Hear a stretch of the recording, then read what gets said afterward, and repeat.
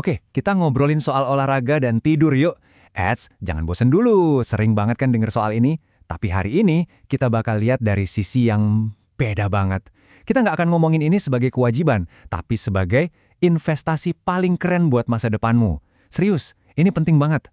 Coba deh bayangin ada dua skenario nih. Skenario A ada si A yang matanya udah kayak panda, nguap mulu di kelas. Kenapa? Ya karena semalaman nge-scroll TikTok. Atau mabar sampai subuh. Kenal orang kayak gini? Mungkin kamu sendiri.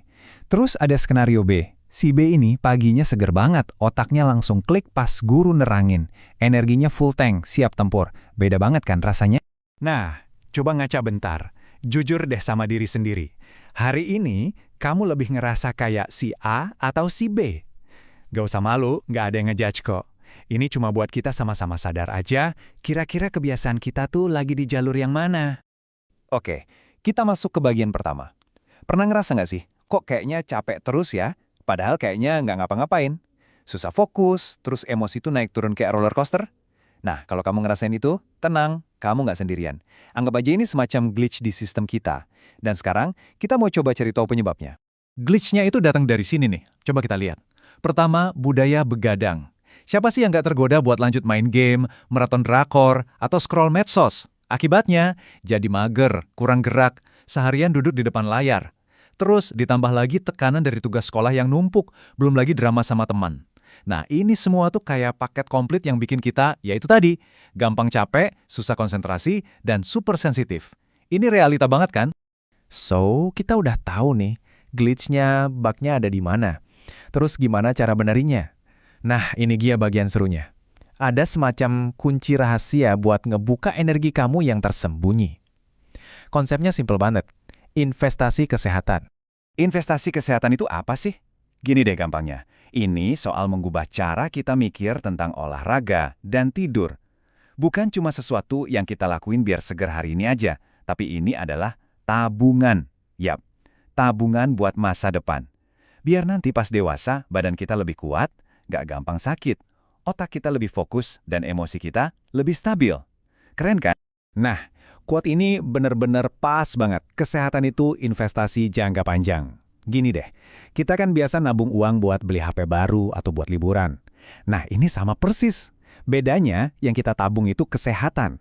Setiap kali kamu milih olahraga daripada rebahan, setiap malam kamu tidur cukup, itu sama aja kayak kamu lagi nabung buat diri kamu di masa depan. Lagi nyetor ke rekening kesehatan kamu sendiri. Oke, kita udah ngomongin konsepnya. Sekarang, apa untungnya? Apa aja sih power up alias kekuatan super yang bakal kita dapetin dari investasi ini? Yuk, kita bedah satu-satu.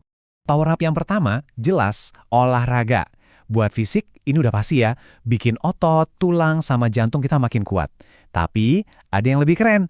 Olahraga itu nge-boost hormon endorfin. Tahu kan? Hormon bahagia. Itu loh perasaan plong dan seneng banget abis capek-capek main basket atau ngedance. Nah, itu dia efeknya. Terus, kalau badan kita fit, otak kita juga jadi lebih encer, lebih gampang nangkap pelajaran. Bonusnya, kita jadi belajar disiplin juga. Lanjut, power up kedua yang nggak kalah penting, tidur yang cukup. Tidur itu bukan berarti mati sejenak loh. Justru pas kita tidur, tubuh kita itu lagi kerja keras. Kayak masuk bengkel, nge-charge energi, benerin sel-sel yang rusak. Dan yang paling krusial buat kita para pelajar, daya ingat. Justru pas tidur, otak kita itu sibuk nyimpen dan ngerapihin semua yang kita pelajarin seharian.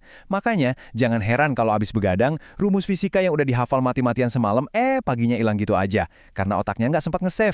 Nah, ini dia angkanya. 60 menit. WHO merekomendasikan kita, para remaja, buat aktif bergerak minimal 60 menit setiap hari. Kedengerannya lama ya? Tenang-tenang, 60 menit ini bisa dicicil kok. Gak harus langsung olahraga berat. Jalan kaki ke warung, naik tangga di sekolah, atau sepedaan keliling komplek, itu semua kehitung. Jadi gak ada alasan lagi kan? Oke, teorinya udah dapat. Kita udah tahu kenapanya. Sekarang pertanyaan terbesarnya, gimananya? Gimana cara mulainya? Nah, anggap aja ini quest map atau peta misi kamu. Isinya langkah-langkah praktis buat mulai berubah. Misi pertama, olahraga. Kunci utamanya cuma satu, jangan dibikin ribet. Mulai dari yang kamu suka. Kalau kamu nggak suka lari, ya jangan dipaksa. Mungkin kamu lebih suka basket atau bahkan nari ikutin tutorial di YouTube. Terus, bikin jadwal. Nggak usah muluk-muluk tiap hari. Coba deh 3 atau 4 kali seminggu. Biar makin seru, ajak teman. Dan biar nggak bosen, ganti-ganti kegiatannya. Simpel kan? Oke, lanjut ke misi tidur sehat. Yang paling penting di sini adalah konsistensi. Coba deh, biasain tidur dan bangun di jam yang kurang lebih sama, bahkan pas weekend. Terus, ini nih, musuh kita bersama, gadget. 1 jam sebelum tidur, coba deh stop main HP. Kenapa? Karena cahaya biru dari layarnya itu nipu otak kita. Bikin otak mikir, oh masih siang nih. Akhirnya, hormon ngantuknya jadi nggak keluar. Mending ganti scroll-scroll dengan baca buku atau dengerin musik santai. Dijamin beda rasanya. Nah, kita udah sampai di bagian akhir. Semua tips dan trik tadi, semua teori keren tadi, nggak akan ada gunanya kalau cuma didengerin doang. Karena pada akhirnya, final boss dalam perjalanan ini, ya diri kita sendiri. Kendalinya ada di tanganmu. Biar nggak cuma teori, nih ada bukti nyata. Kenalin lah nih, dulu dia itu persis kayak skenario A di awal tadi. Sering begadang main game, alhasil nilai di sekolah anjlok. Tapi Lani mutusin buat berubah. Prosesnya simpel banget kok. Dia mulai jogging 3 kali seminggu dan stop main HP sebelum tidur. Dan lihat hasilnya, transformasinya luar biasa. Badannya jadi lebih seger, di kelas jadi lebih gampang fokus, dan dia jadi lebih percaya diri. Ini bukti kalau langkah kecil aja bisa ngasih hasil yang gede banget. Jadi, kalau ada satu hal yang aku pengen banget kamu ingat dari obrolan kita hari ini, pesannya adalah ini. Aset kamu yang paling berharga itu bukan HP keluaran terbaru, bukan nilai 100 di rapot, bukan. Aset terbesarmu adalah tubuhmu sendiri. Jaga dia baik-baik dari sekarang, dan kamu bakal panen hasilnya sampai tua nanti. Nah, sebagai penutup, aku mau kasih tantangan kecil buat kamu. Coba pikirin, dari semua yang kita bahas tadi, investasi kecil apa yang mau kamu mulai minggu ini? Gak usah yang berat-berat. Mungkin coba tidur 15 menit lebih awal dari biasanya, atau sore ini coba jalan kaki keliling kompleks 10 menit aja. Pilih satu hal kecil dan lakuin. Mulai dari situ, oke?